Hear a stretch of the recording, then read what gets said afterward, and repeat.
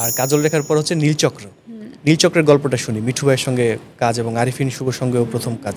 কাজটা আমার কাছে যখন আমার কাছে গল্পটা আসে আসলে আমি গল্প শুনে আমার প্রচুর পরিমাণে ভালো লেগেছিল, কারণ আমি তো নৃত্যশিল্পী। সো আমার কাছে মনে হয়েছে যে এটা আমি দারুণভাবে এই কাজটা করতে পারবো বেসিকলি। তো কাজটা খুব সুন্দর হয়েছে এবং মিঠু ভাই as a my dear person, তার সাথে আমার এই প্রথম কাজ, কিন্তু ডিরেক্টর হিসাবে সে খুবই অমায়িক। আর আমার যে কো অ্যাক্টর ছিলেন শুভ ভাইয়া, প্রচুর পরিমাণে একজন হেল্পফুল পার্সন, মানে আমাকে প্রচুর হেল্প করেছে। আর সব কিছু ঠিকঠাক করে আমার একটা দুঃখ আছে এটা নিয়ে, হ্যাঁ, কারণ এটা আমি আগে পরে কখনো বলিনি। যখন আমার কাছে গল্পটা আসে, গল্পের হচ্ছে পুরোটা আমি যেটা পড়ে আমি সাইন করেছি বেসিকলি।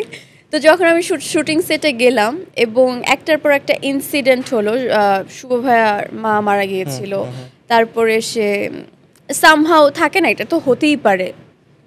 সো কোনো একটা আপস অ্যান্ড ডাউন চলছিল বা শুটিংয়ের কোনো একটা ঝামেলাতে অনেকগুলো সিন বাদ পড়ে গিয়েছে, হ্যাঁ। আর এবং সেই সিনের মধ্যে আমারই বেশ কয়েকটা সিন, 4-5টা সিন বাদই পড়ে গিয়েছে। ওখানে বড় একটা গানও ছিল, আমার পুরা নাচের একটা সেগমেন্ট ছিল এবং আরও অনেকগুলো দৃশ্য ছিল।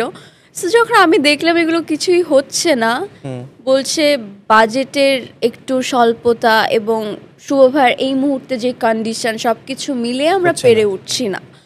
সো আমার তখন একটু কষ্ট লেগেছিল, কারণ আমরা যে নীলচক্র এখন দেখছি এইটা প্রথমে ছিল না। আচ্ছা, হ্যাঁ। সো আমি প্রথমে যে গল্পটা পেয়েছি নীলচক্র, আরও যে দৃশ্যগুলো বাদ গিয়েছে এবং গানও বাদ গিয়েছে, তো ওটা তো দেখে আমি সাইন করেছি, রাইট।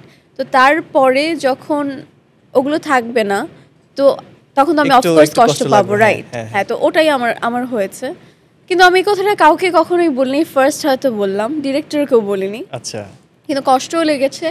সো আমি চিন্তা করছি ইটস ওকে, সবার লাইফে তো আপস অ্যান্ড ডাউনস যায়। সো এটা নিয়ে আমি আর কথা না বাড়াই, হতেই পারে। মিঠু ভাই যদি এই শোটা দেখেন, আমি তাকে অনুরোধ করবো পরবর্তী সিনেমায় মন্দিরার এই আফসোসটা মোচন করে দিবেন। উনি আমাকে অলরেডি বলেছে, উনি আমাকে এই জন্যই, আমি ওনাকে আর কিছু বলিনি, বলেছে আমি একটা সিনেমা করতে চাই মন্দিরা। আর যেই আমাদের যে গানটা বাদ পড়েছে, ওই গানটা এত সুন্দর করে উনি মানে বানিয়েছে, মানে যারা গান গেয়েছেন অল্প ক্লাসিক্যাল বেস।